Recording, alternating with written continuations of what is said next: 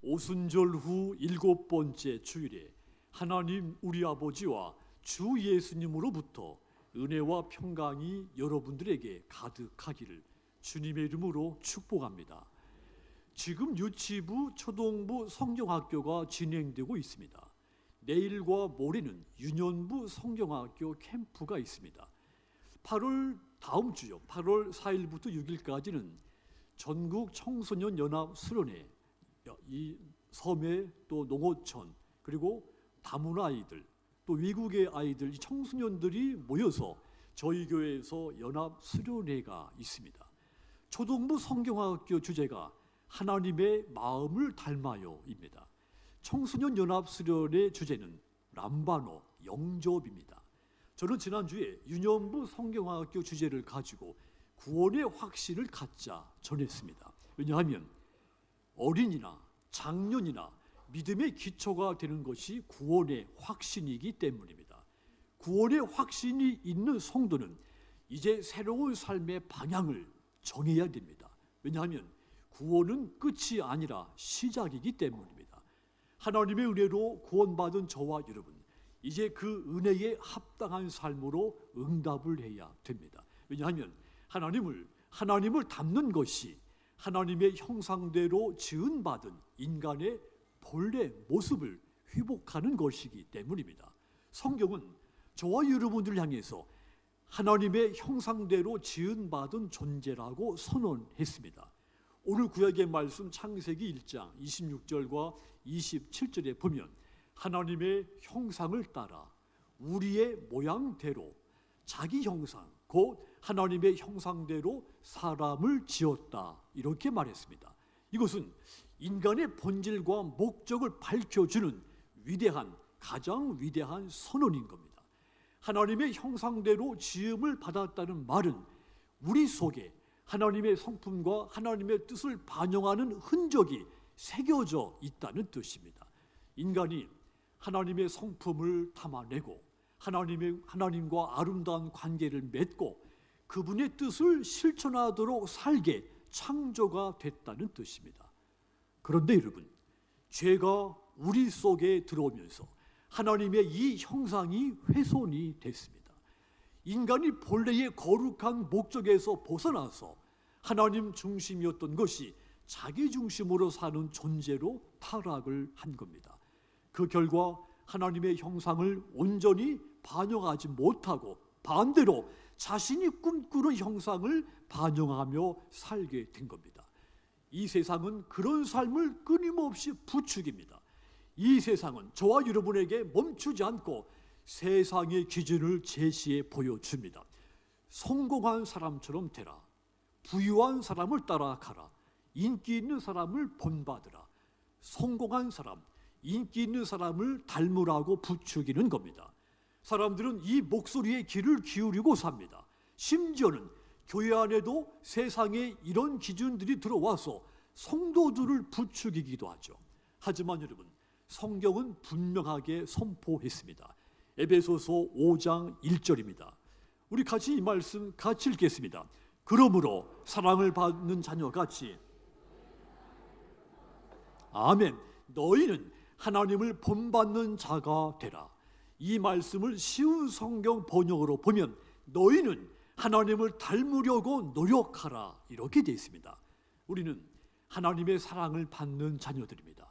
자녀는 부모를 닮기 마련입니다. 우리의 아버지가 되신 하나님을 닮는 것, 하나님의 자녀인 저와 여러분이 마땅히 해야 할 일입니다.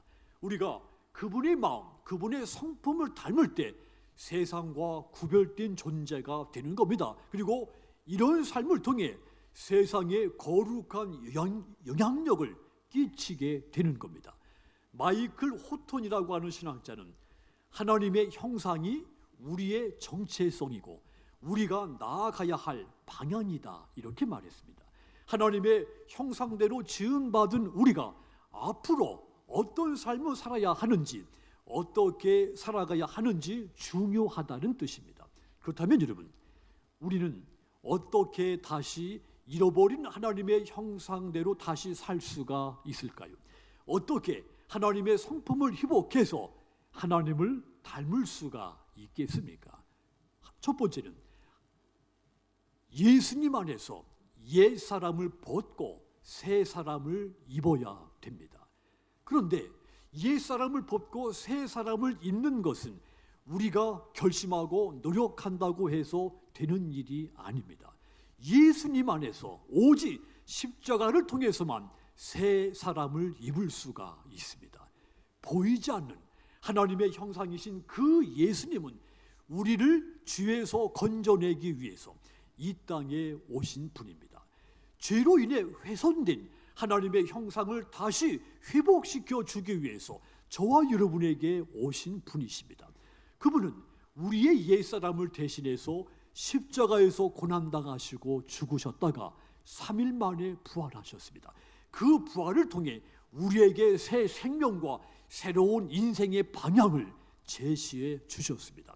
그래서 바울은 골로새서 3장 10절에서 이렇게 선포했습니다. 새 사람을 입었으니 이는 자기를 창조하신 이의 형상을 따라 지식에까지 새롭게 하심을 입은 자다. 너희가 예수님 안에서 새롭게 창조됐다고 선언해 준 겁니다. 그뿐만이 아닙니다. 갈라디아서 3장 27절에서도 선포했죠. 누구든지 그리스도와 합하기 위하여 세례를 받은 자는 그리스도로 옷 입었느니라 그랬습니다. 너희가 그리스도로 옷을 입었다고 선포한 겁니다. 여기 그리스도로 옷 입는다.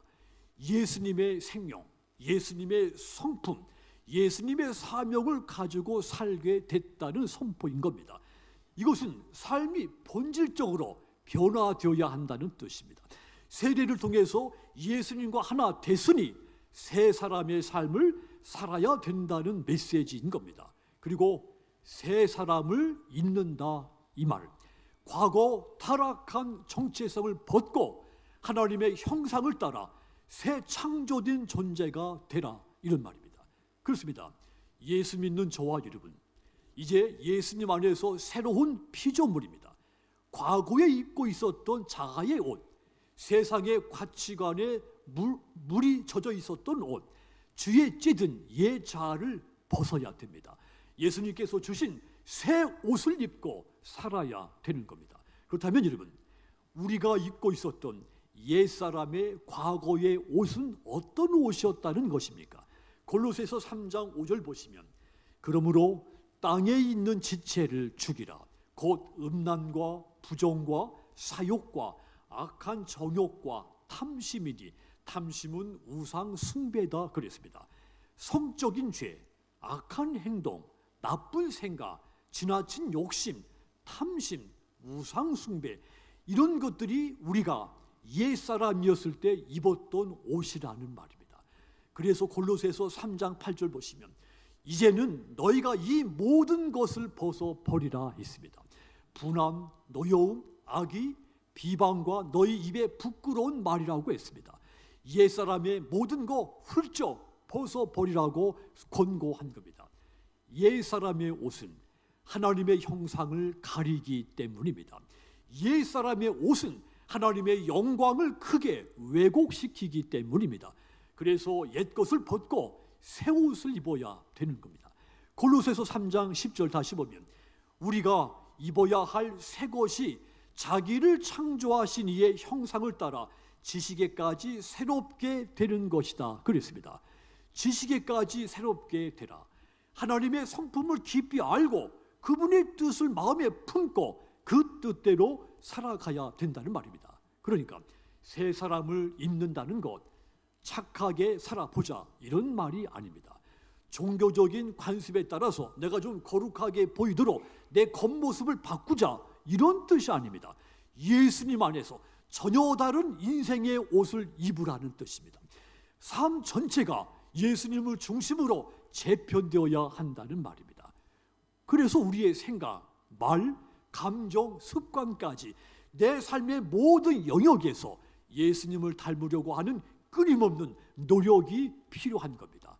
그렇지만 여러분, 우리는 새 사람을 입었다고 하지만 여전히 내 마음 깊은 곳에는 옛 사람의 습관, 옛 과거의 사고방식, 옛날의 내 성격 벗겨버리지 못할 때가 많습니다. 그렇습니다. 하나님의 형상을 회복하고 하나님을 닮는 것이 한순간의 결단으로 이루어지는 것이 아니라는 뜻입니다. 지속적인 과정, 매일매일 선택하고 실천하는 이런 일들의 여정이 필요한 겁니다. 우린 매일 매 순간마다 세상의 방식대로 옛사람의 옷을 다시 꺼내서 입을 것인지, 아니면 하나님의 형상을 따라서 새 사람의 옷을 꺼내 입을 것인지 끊임없이 선택하며 살고 있습니다. 그렇다면 여러분은 지금 무엇을 입고 계십니까? 세상이 정해준 옷을 입고 계십니까? 아니면 예수님이 주신 은혜의 옷, 새 사람의 옷을 입고 계십니까? 하나님의 형상대로 산다는 것, 예수님이 주신 은혜의 새 옷, 새 사람을 입는 순간부터 시작이 되는 겁니다. 그 옷을 입은 사람은 그 순간부터 생각이 변합니다. 말이 달라지고 그 사람의 행실이 달라지게 됩니다.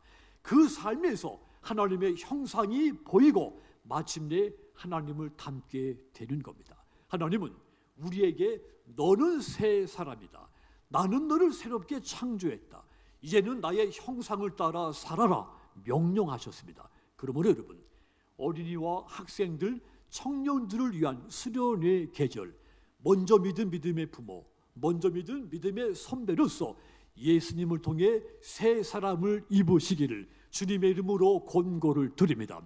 그리하여 우리의 다음 세대들, 그들이 우리의 신앙을 거울 삼아서 하나님을 닮게 되기를 주님의 이름으로 축복합니다. 또한 우리가 하나님의 형상을 회복하고 하나님을 닮기 위해서는 두 번째도 있습니다. 하나님의 성품을 취해야 됩니다. 내 성품을 가지고는 하나님을 닮을 수가 없기 때문입니다. 하나님의 형상을 닮는다는 것, 곧 하나님의 성품을 본받는 것이기 때문이죠.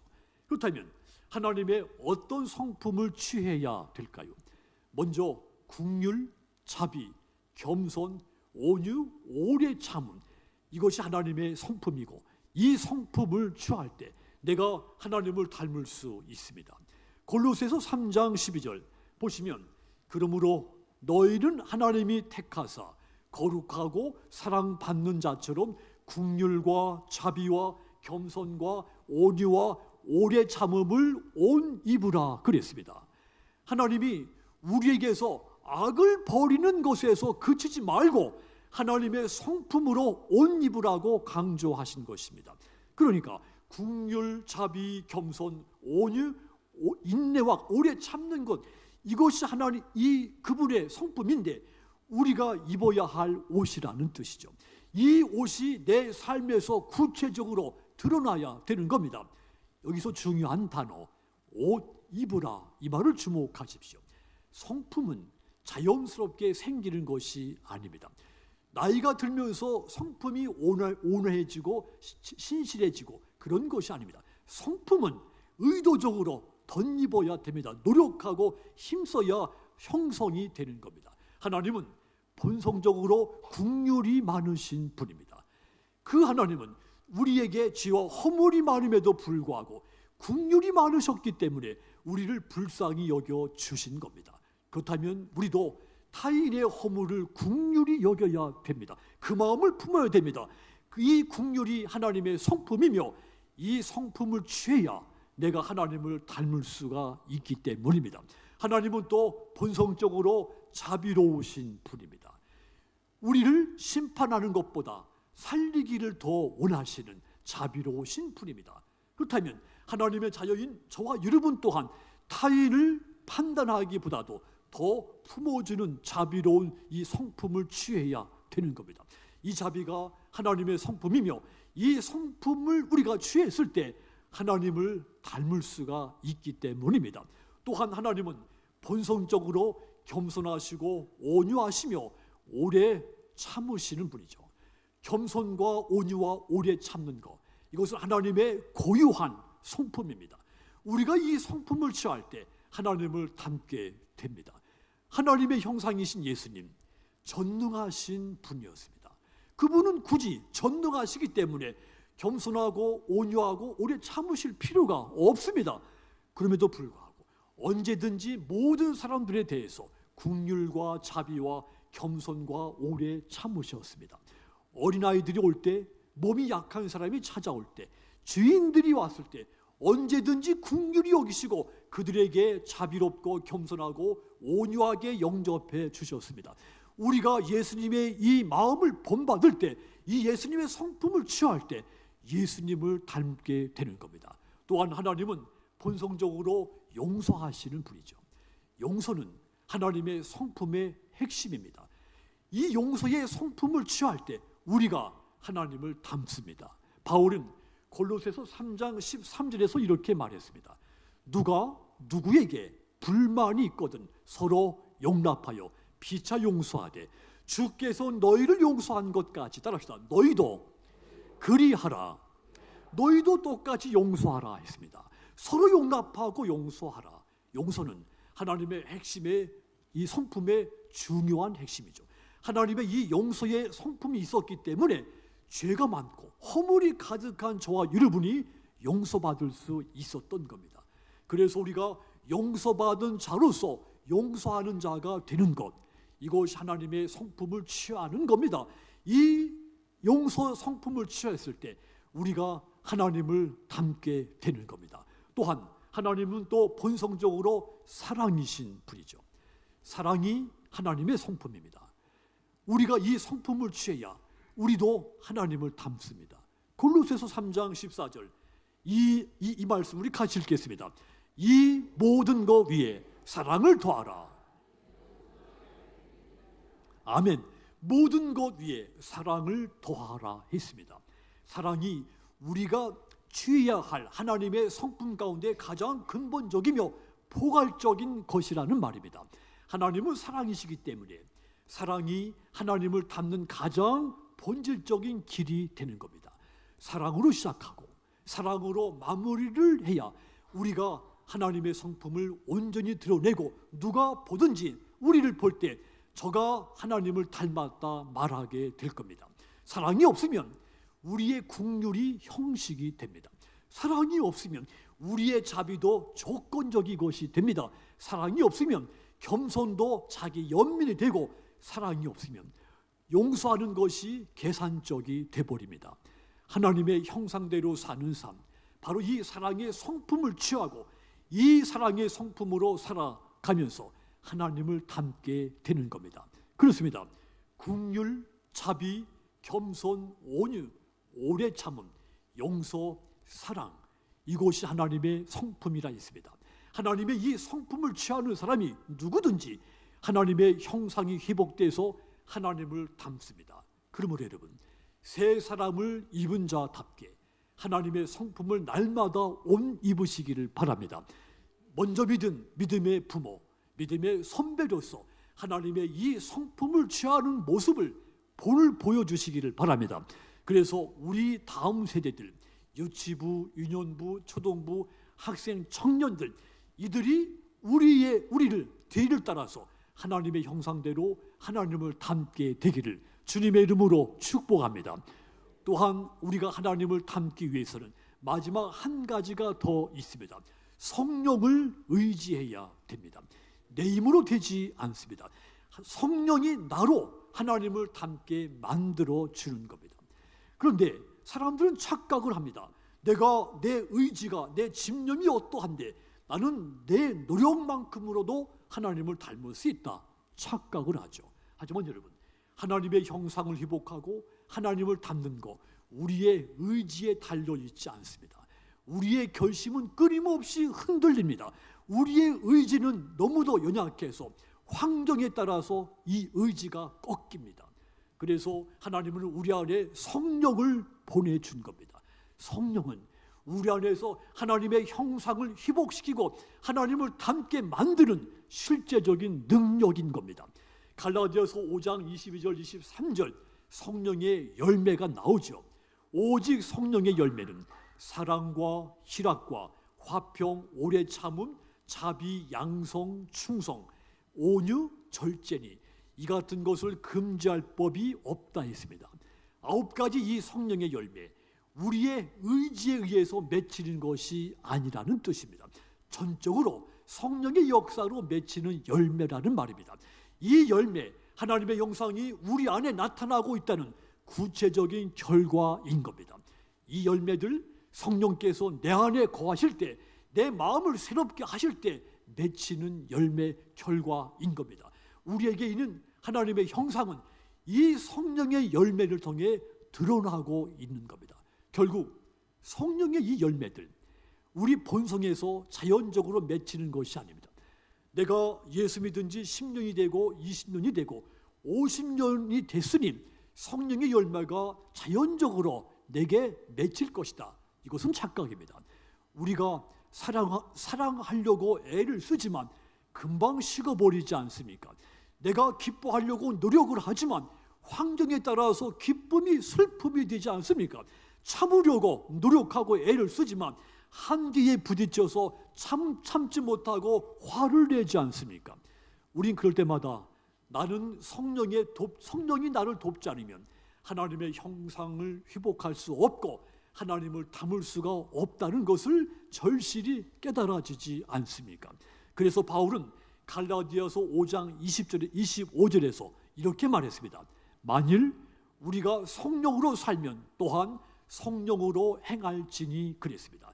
성령으로 살면 성령으로 행한다. 한마디로 성령으로 살아야 성령의 열매가 맺혀서 하나님의 형상이 회복되고 하나님을 닮게 된다는 뜻입니다.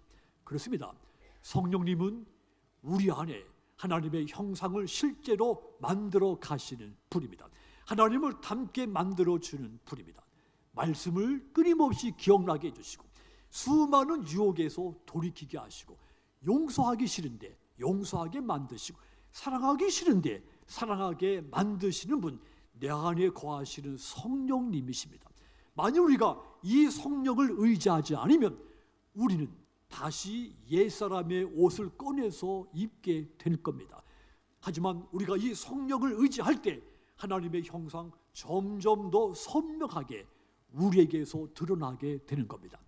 그래서 이 바울이 성령을 의지하라고 권고한 겁니다. 하나님의 형상대로 산다는 것, 하나님을 닮게 되는 것, 결국 성령의 능력이 없이는 불가능한 일이므로 성령을 의지하라는 뜻입니다. 그러므로 여러분, 먼저 믿은 믿음의 부모가 되고 믿음의 선배된 저와 여러분, 매 순간 내 의지를 버리고 성령을 의지하시길 바랍니다. 성령을 따라 행하심으로써 성령의 열매를 풍성하게 맺기를 주님의 이름으로 권고를 드립니다. 그리하여 우리 다음 세대들이 우리 삶에 맺힌 성령의 열매를 보고 하나님을 알게 되고 하나님을 닮게 되기를 주님의 이름으로 축복합니다. 사랑하는 성도 여러분, 우리는 하나님의 형상대로 지음받은 존재라고 있습니다. 그 형상이 죄로 말미암아 훼손됐지만 예수님 안에서 다시 새롭게 될 수 있다 했습니다. 그러므로 예수님 안에 새 사람을 입으시기 바라며 하나님의 성품을 취하시고 성령을 의지하시기를 다시 한번 부탁을 드립니다. 이것이 바로 본래의 모습, 하나님의 형상대로 사는 것이며 하나님을 온전히 닮게 되는 길이 되는 겁니다. 저와 여러분 모두가 하나님의 형상을 회복하시고 그분을 닮으셔서 먼저 믿은 믿음의 부모, 먼저 믿은 믿음의 선배로서 다음 세대들인 어린이들과 학생들과 청년들에게 신앙의 아름다운 거울들이 다 되시기를 주님의 이름으로 축복합니다.